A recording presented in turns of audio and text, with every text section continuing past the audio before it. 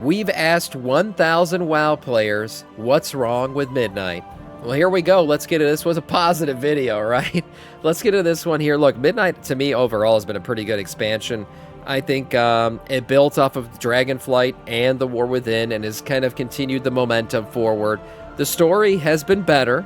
It's not perfect. I don't like the uniting of the elves. Felt like that was all kind of rushed and everything. But I think it's getting better.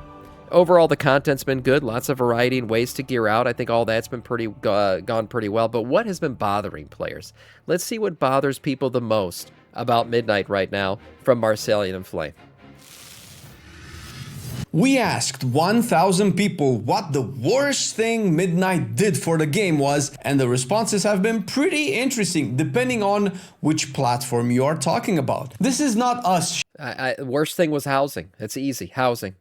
Why? Because now all the closet furries don't have to be closeted in Goldshire. At least in the old days, you know, in my past of playing WoW, I could identify furries by just walking into the Moonguard, you know, Lion's Pride Inn in the middle of the night, and then bam, there they are. I know exactly who they are, where they are, and who I need to, you know, keep an eye out for.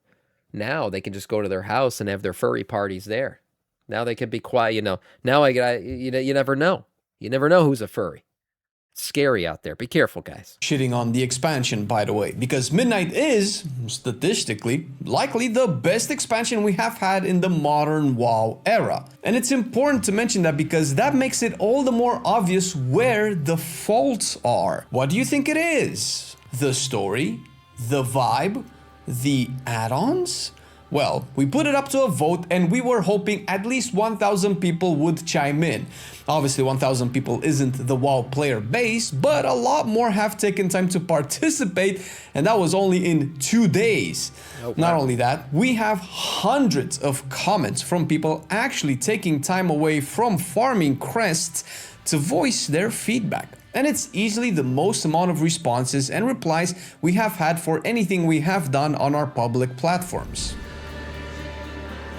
UI add-ons. So what are people dislike? I'm sure there's a lot of people very mad about their add-ons. You know, it is what it is. Blizzard's UI is not there yet. It's gotten so much better. They've made good progress on iterating on it and making it better, but it's certainly not there yet. It is not anywhere near what add-ons were possible to do.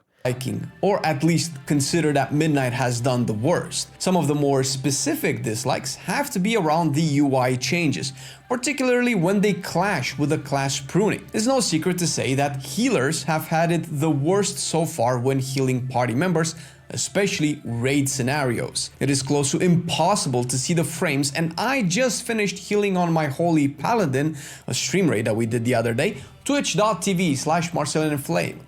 And I had a silly amount of difficulty figuring out who had the fear on them just from the frames. This is a good example of this issue and why it just doesn't match with the combat design of World of Warcraft. Your best argument against this is that the dragon does a massive breath animation and the player has a red arrow on top of their head. Right. And that's great. If the breath wouldn't be a blue animation on blue floor texture shot by a dark... I've talked about this. The, you know, making things more clear, certainly something Blizzard can work on, especially when it comes to boss fight mechanics. Yeah, putting a blue cone on a blue floor. And then another thing about the cones in WoW, and I get it's like an artistic thing where they make it look realistic. I don't like the Final Fantasy style where everything's like bright line red lines and red circles and nothing really looks like, it doesn't look like fire breath anymore. It looks like a red cone coming out from the dragon. I don't like that, but I think Blizzard could kind of hardline a little bit more their frontal cones and their swirlies, because sometimes you're in that like gray area where it looks like it fades off a little bit at the edge, but you still get caught by it. And that's a frustrating thing. So making it a little bit more clear, potentially picking a different color than the ground is, that would also be a good thing. That's something always I think Blizzard can make a little bit better. Blue Dragon. Despite them clearly reworking circle animations with more defined outlines to really eliminate a large part of the same color bloat effect, it wasn't used on likely the single most important mechanic on that particular fight. Even so, that would still not be as bad if the game assumed that you as a healer are actively keeping track of your friendly raiders' character models. UI designers, combat designers, and class designers need to have a proper sit down every tier and actually talk about these things before they ship them out. There isn't. So what the fuck are you want them to use? You like the line, but you don't like the like what is it then? No, I'm not saying I just don't like Final Fantasy style, and that it doesn't even look like a fire breath. It just looks like a red cone coming out of the dragon. It doesn't even look artistically like you're in a boss fight and there's fire coming out of the dragon's mouth. That's what I don't like. They can use fire breath looking stuff like they currently do. Just maybe pick a different color.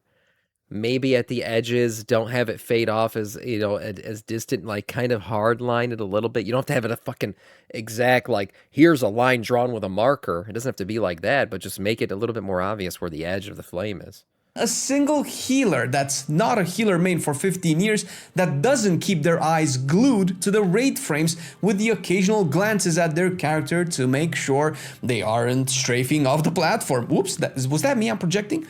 Into pools of fire, or stacking an AoE circle on other people. Who the hell has time to also keep track of at least 10 to 30 other people's character models all at the same time as just finishing healing the circle mechanic with a lot of ads that need to be killed, CC'd, or interrupted all in the span of 5 seconds?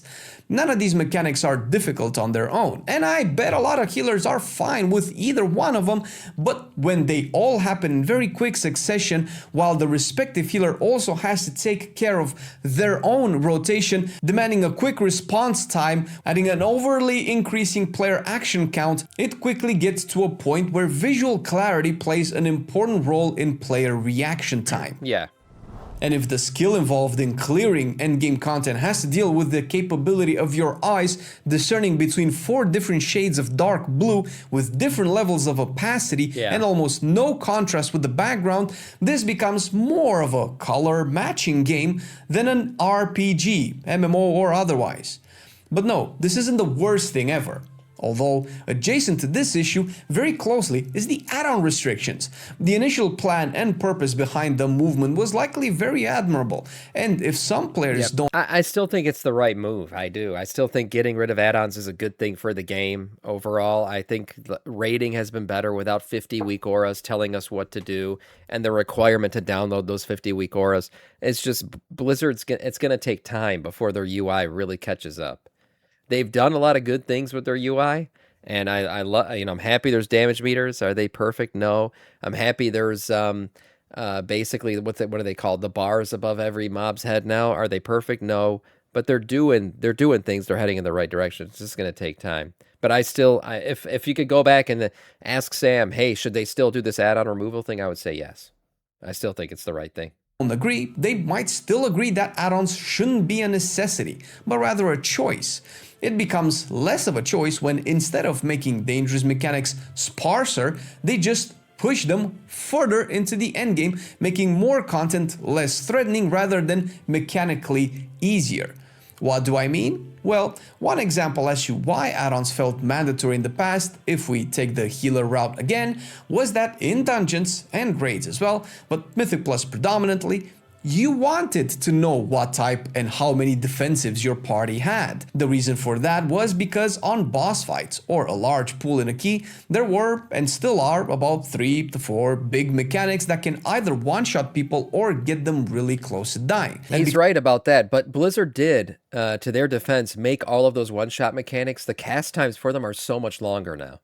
Like, for example, like interrupts in general, the big interrupts that you got to do during Mythic Plus mob pulls and stuff like that. If you miss them, honestly, what the fuck's you're just not paying attention at this point. There's no longer like these really quick casts that happen from these guys that'll kill everybody. It takes a while for these casts to go off, and Blizzard said that was their intention. They're going to make cast times longer, giving you more time to interrupt things and avoid things, and they have. I think at this point, players just got to look at themselves in the mirror and be like, if you got one-shotted by a cast that took 5 seconds for the guy to get off, then you're just not paying attention, or you're just refusing to stop parsing for 5 seconds. Because every single one of those mechanics needed an answer, coordination to make sure you don't overlap multiple defensives and leave yourself open afterwards was very necessary. Not everyone plays all of their dungeons and raids with voice comms, so add-ons that showed people their defensives, interrupts, and much more made planning and responding to dangerous situations doable. Making these dangerous situations just happen in keys over 16 instead of keys over 12 doesn't really solve the issue, which is what Midnight seems to have done. Rather, it would be great if the mechanics that create the necessity of add-ons would be sparser enough where combat add-ons would offer very little to no additional benefit. But that's not what we have in Midnight. If anything, add-ons being restricted, but the information required to be perceived by the player being more or less the same, has made it almost necessary to have multiple add-ons instead, just so that they can bounce off each other and work around the restrictions, providing the same thing that one add-on used to do before. But no, this isn't the worst thing that Midnight did so far. Slow leveling. Really? Here is where we as content creators can be wrong as well if we live in our own echo chamber little bubble thing. Both Marcelian and myself consider the slow leveling to be a big fault of Midnight. Although leveling from 80 to 90 is objectively worse. Everyone thinks that leveling is slow? I know right now Blizzard kind of buffed leveling by like 80% for a lot of these delve quests and stuff like so leveling now, if slow leveling was a problem, for sure it's not now. But I never felt like the leveling was slow. I took my time leveling. You guys all freaking ripped me because it was like 3 weeks for me to get to level cap, but I was like reading every single quest. It was like going through the quest text for hours. So that's why it took me forever, but I never felt like the campaign I was going slow. It's slow when you save leveling for stream? Maybe. Yeah, well, that's what I was doing. Didn't it take you like no, it took me 3 weeks. It took me 3 weeks. I was only playing on stream, which was a couple hours every day, and I was going intentionally slow. I was reading through all the quest lines, exploring, doing all this other stuff. It was never about efficiency for me when I was leveling. And even then, I didn't feel like I was moving slow by any means. I was just going at my own pace. Yeah, the leveling is slow. We went through, yeah, I guess it was a big complaint though because they voted on it. Than in past expansions, and minute per minute is likely way slower. It was about the rage comments baiting, right? and reception to our poll has only in very small part agreed to our view. I think what might make leveling feel slow is the fact that questing is not that interesting this time around. Or maybe that is just me. The campaigns have potential on paper, but personally, outside Eversong Woods giving me big nostalgia kicks for the Burning Crusade and Warcraft 3 Blood Elves, or Voidstorm feeling like one of the best alien zones they ever made, both with music and pacing and story, the rest was bland, or at its worst, disappointing enough where I didn't feel like I wanted to take part in it anymore. Arator. I think my favorite, he just said Arator, so maybe he's about to say the same thing as me, and hashtag not pre-watched. I think the Arator questline was my favorite for the leveling campaign. I enjoyed Eversong Woods and stuff, obviously, for nostalgic purposes, like he mentioned too, but the Arator questline was cool because we went to all these old zones, and we did all these cool old lore things, and we got to relive some of the cool moments from past Warcraft. I thought that whole questline was pretty cool. First questline is one of the more unique approaches, and both Marcelian and myself actually enjoy his character arc, no, it looks like or rather, the same thing. existence of a character arc. The quests are just more of the same still. Kill X amount of guys, collect Y amount of stuff, and worse, reach a very predictable conclusion for Aratar's evolution. If anything, I would have hoped to see this explosive part of his character actually get an explanation, become a part of his persona, of him rejecting or solving that side of him completely.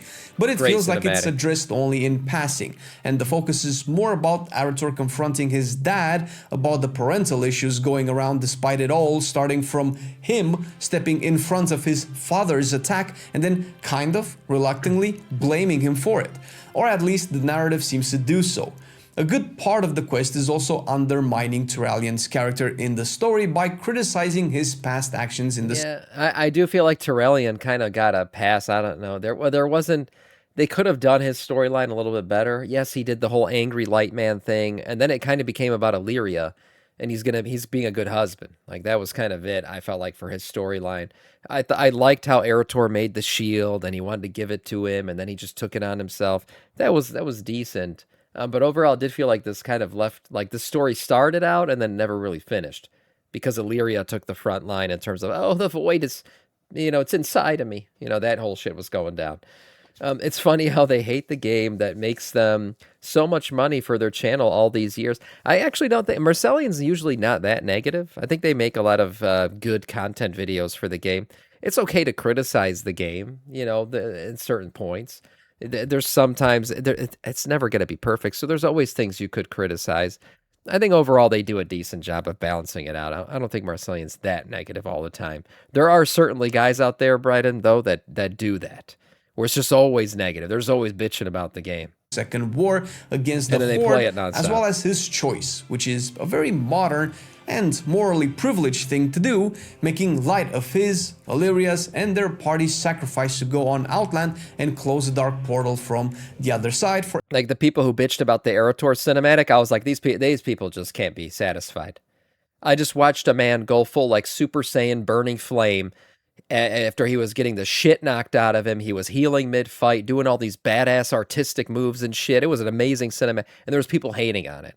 I'm like, okay, some people are just never going to be happy. I thought that was a freaking badass cinematic, and they're complaining that he had like an animated tear in his eye.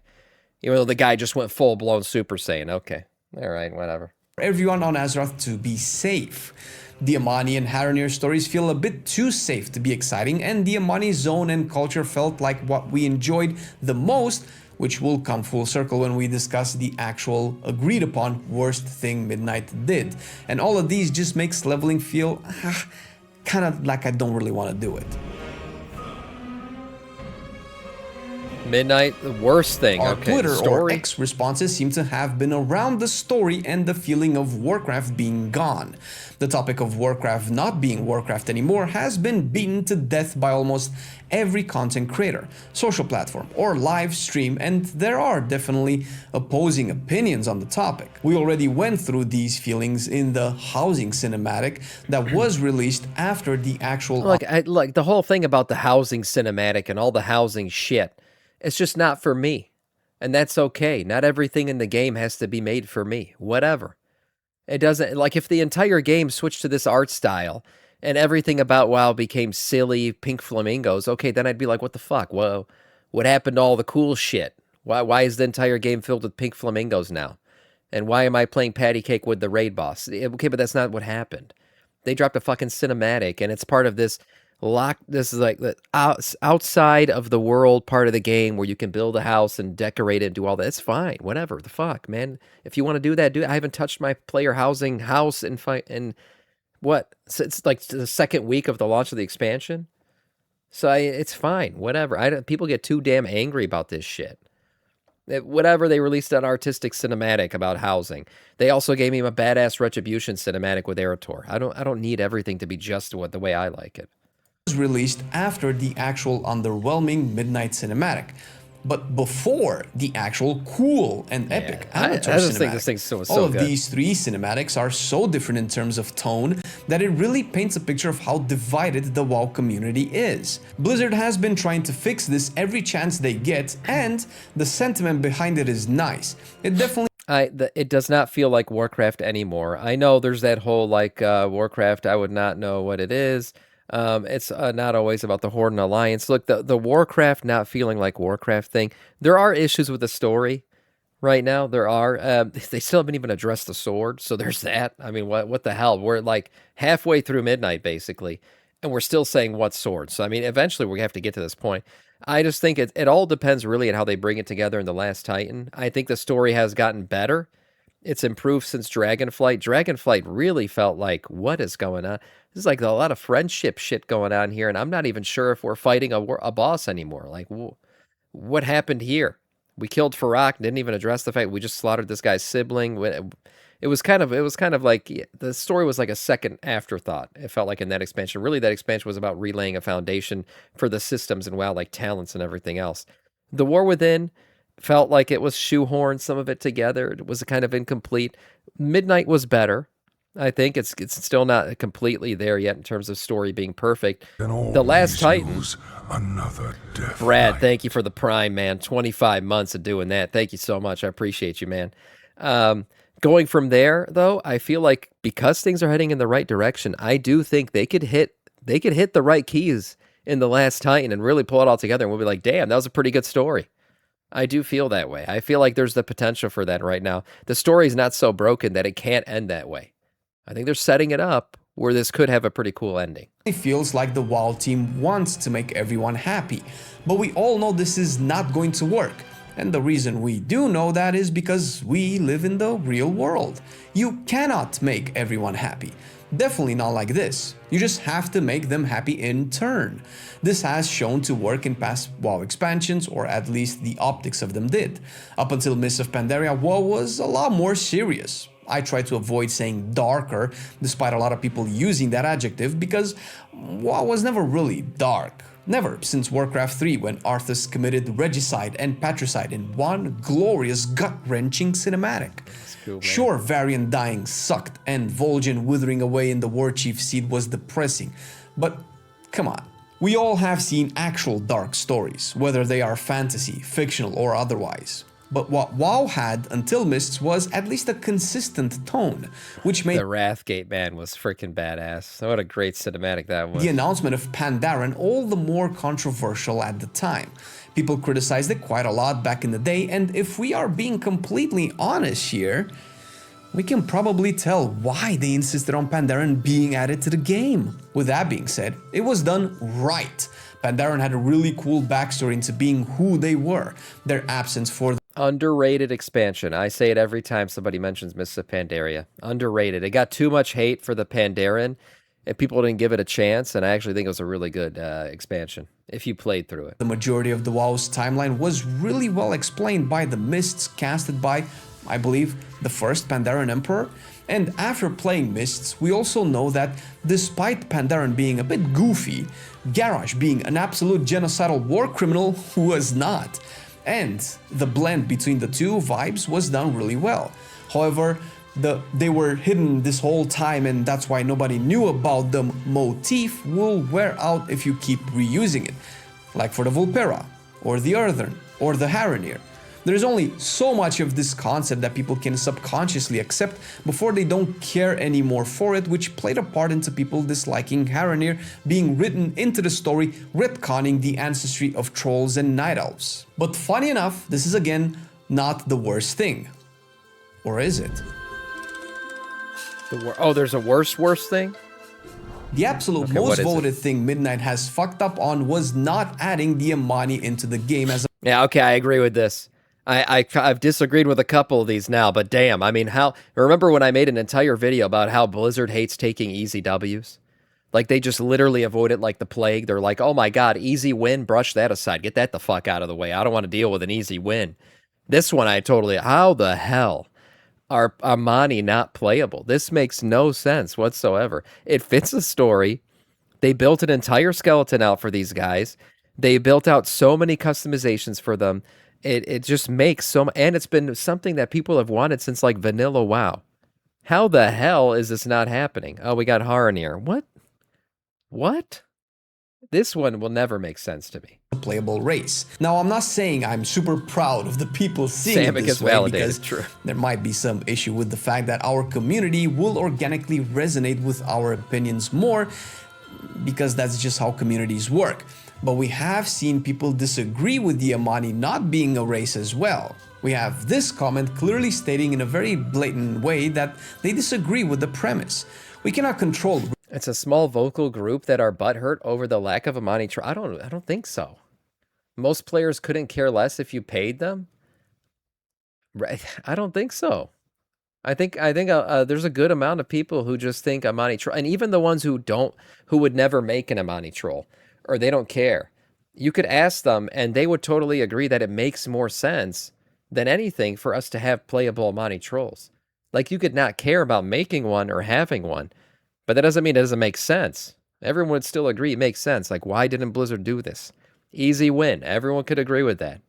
Really, who replies to our polls, and we did try our best to reach a more diverse group of people. That is also in part why X as a platform is important. Our following there is very, very small, with only 2.5k followers. We had our poll reach around 4,000 people instead. If you assume that not everyone that follows someone will see 100% of their posts 100% of the time, and some accounts being dead accounts as well, it might not be a stretch to say that 50% of the people that saw the poll, and whatever percentage of them decided to vote, were outside of our very own community with ideally different opinions. And of course, the disagreements on YouTube, which are very welcome by the way, also point out our question has reached outside of our own community, and that's great. This doesn't mean that 100% of the WoW players think that Amani not being playable is the worst thing Midnight did, but it is a majority, and if you will allow my personal opinion into the matter, I think the Twitter and YouTube crowd might be saying the exact same thing. I believe that Midnight has a major flaw that WoW has been doing for a while, and it's not unique for our current expansion. However, Midnight has been more obvious with this issue because the expansion is so good in every other area. Yeah, And that issue is I would actually say that's a compliment to Midnight. If the worst part about Midnight is we didn't get a certain playable race, I think that's pretty good, because if you would have talked about this, if you would have put up a survey about Shadowlands, there would have been a lot of issues with core game mechanics, like things that are core to the expansion. Not having playable Amani Trolls is not core to the expansion. It's not. It feels like something that should have been there, and it feels like something that's missing, but it's not a core expansion thing that people have to do all the time. It's really a fringe thing that not even everyone would make. I wouldn't make an Amani Troll. I wouldn't. I'm playing as my human Death Knight, and I'll continue to play as my human Death Knight no matter what races they introduce to the game. But I do see the fact that they should have been there. That's an obvious one. So, I mean, like I said, that's a pretty good thing for Midnight, I guess. That the worst part about the expansion is a playable race that people feel like should have been there. Pretty good. that Warcraft isn't Warcraft anymore. As far as Midnight is concerned, you can probably agree that if you take the entire Warcraft franchise from the release of Warcraft 1 in 1994 to 32 years later today, the Amani are the most Warcrafty thing in the game right now. They are. As much as the game has evolved over the years, it has started and been, for the majority of the time, a game about a war between two factions that both have their reasons to hate the other part. You might have sympathized more with one or the other, but ultimately you had some pride associated towards your favorite faction for whatever reason, and wanted that one to win. This has been dying ever since Battle for Azeroth, and it's been such a long time since then that newer players that actively criticize this point of view have never really experienced the roots of Warcraft. And moving through the shit show of Shadowlands, Nippleman orchestrating every Warcraft event was cringe level 11 out of 10. Yeah. Dragonflight making the game legit Disney vibes didn't really help either, to the point that the most amount of praise I have heard for the story, vibe, and tone of Dragonflight was the Blue Dragon aspect questline and was the good. Bane Bloodhoof versus Centaur revenge story. Yeah. Side stories that focused on conflict and tragedy, which is what the Amani story versus the Blood Elves is. Then of course we move into the War Within that was botched because too many opposing opinions worked on it. Weren't the Valpera unlocked at the end of BFA? Yes, and we all thought that maybe the Amani Trolls would come at the end of this expansion. I think when people got really mad was that Taliesin and Evitel interview with God, what's his name? One of the higher ups in Blizzard, and he basically said there's no plans for Amani Trolls. And I think that pissed people off because they're like, really? Like, it's an easy one. Just press the fucking button and make them unlockable, please. Just give them to us. Even if you don't give them to us the entire expansion, just give them to us. Don't be like that. Don't dig in and fucking be stubborn about it. It's an obvious win. Just do it. Just Nike swoosh that shit. And I think that got people mad was when they realized, like, oh wow, they're not even gonna give them to us at the end of the expansion. Jeez. Never provided a satisfying conclusion to no both Amani. the Earthen nor the Nerubians. They could change their mind. We'll see. Which is how it all started, on top of the fact that it was the start of the meme, "Where is the Horde?"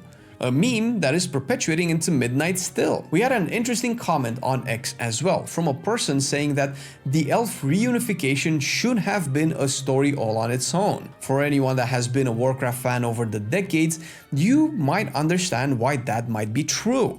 Yeah. The tension between all of the type I think the elf reunification just should have continued on for the entirety of season 1. Like, we should have had 8 more weeks right now of that shit.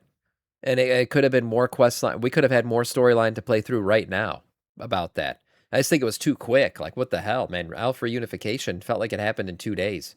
And it's been like 20 centuries of that shit being a problem. But here we go, 2 days, boom, it's fixed. Let's all put our let's all take a shit in the void well or whatever the hell they called it at that point, the dark well. Let's all go take a shit in the dark well and turn it into the dawn well. Oh, we're friends now. We're friends now. We did it. That's what it felt like. Of elves is pretty deeply seated, and to presume that a few modern audience themed stories about a big baddie. Remember when we were summoning the Ents and getting the night elves to rejoin the high elves and the blood elves and all that, and how I was playing, the March of the Ents music from Lord of the Rings on stream, and we were going around getting all the Ents. It was badass. That was cool. But then it felt like everything else just happened so quick. It was like, oh, we're united. Okay. I think there could have been just way more for each of the storylines for the elves, and we could have played through it for the entire patch. And then, bam, just as soon as Season 2 was about to hit, we've reunified the elves. It's taken us a couple months, but we did it. That would have felt, I don't know, it would have made the moment bigger than it was. Would be enough to erase thousands of years of culture. Clearly showcases people who have no sensitivity towards the culture of nations, and how that can take a long time to adjust to the ever-evolving social landscape, of which WoW has had none, because despite the story morally shoving this in our face and making us feel like the bad guy, nobody has been able to actually write it in. Not to mention the discussion of whether that has even a place in a game and world like Warcraft. And when the developer that is most responsible for this, and this, ooh, and this, ooh, and this, is allegedly saying that they wish they didn't call the game Warcraft, it begs the question as to why are they even working. That was a bit tone deaf. Yeah, not everyone says everything perfectly. I'm sure if any of us were the directors for World of Warcraft, every once in a while we would say something stupid. They were like, oh man, I should have said that. That's not what I meant. I didn't mean I don't want war in Warcraft. That was Metzin's best moment. They're not called Ents and WoW. Okay, the tree boys, I don't know what they're called. They're Ents. Working on the game to begin with, instead of choosing a different franchise or IP. Oh, I know. Cha-ching! So then, when these things tend to build up over years and years about a game that has meant so much to so many of us, it's bound to come out eventually. Enter Midnight, announced to have completely revamped the models of all Amani, the zone entirely, and made their culture finally acclimate to the ever-changing landscape of WoW. How is nobody going to just think, oh, they are definitely becoming a... Rip, thank you for the 44, man. Thank you for raiding with the party of 44. Welcome in, Raiders. Yes, we're continuing with this video right now. A survey of 1,000 players. What's their most hated thing about WoW? Believe it or not, it was Amani trolls not being playable. Big surprise. Playable race for sure. So when developers come out and say that they are not planning on making Amani playable in the near future, let alone being a race released with the expansion in question and the patch that reworked their visuals, sound effects, story and vibe, I'm no longer surprised that people not only voted like this, but actually come out more and more and say stuff like Warcraft isn't Warcraft anymore. And for those of you who are telling those people to just move on or play a different game, I have a question. Does it feel nice when you come into an already established world, story and IP where the work has already been done for you, and then you change it to fit your narrative because you didn't like it for how it was, and when other people want it changed because they don't like it for how it turned up, they should instead be the ones leaving? I've never seen that emo before. That's hilarious. Look, the Amani trolls, someone was like, well, they could still do it, or you know what, the whole thing was, if they were going to do it, he didn't have to say in the interview with Taliesin and Evitel that they weren't going to. He could have just left it as like, oh, we'll see. He flat out denied that they were ever going to be playable. And I think that's what really triggered like the riots to kick off. But maybe these questions and polls are incomplete. It's never going to be perfect, and no matter how much we wanted a more diverse sample of answers, we are limited by our tools and means. If you believe differently, we would super appreciate you letting us know in the comments what your thoughts on all of this has been, and whether you think Midnight flopped the worst in another department. Meanwhile, you might be interested in a WoW revelation Marcelin and I had right here. Nice video overall. I honestly, I mean, you guys know I've made I made a whole video about how Blizzard hates easy W's and how I complained about playable Amani trolls not being a thing. And again, I didn't complain about it because I personally want to make an Amani troll. I don't. I'm gonna play as my human Death Knight till the end of time. But I just know it would have been something the player base as a whole would have really loved. And as a man of the people, I speak for the player base, right? So that's the way I felt about it. I was like, why, Blizzard? Everybody knows this would be a really cool thing and people would be very excited about it. Why are you refusing to do it? Because the Haranir and you want to make those guys the new race and you want people to like them? It's okay. You gave us Haranir. That's fine. They can be a fringe race that some people like, some people don't. But Amani trolls are a popular opinion vote that people want. So I just think it should have been done. But overall, I think the expansion's been good. I've said it before. I think the story's getting better. They've set it up to where I think the Last Titan could be a really cool ending. It is going to depend overall on how this thing ends as to whether or not it was a really good story or not. We'll see. Also, what sword? I mean, can we address that at some point, please? Thank you. A nice video overall from Marcellian and Flame.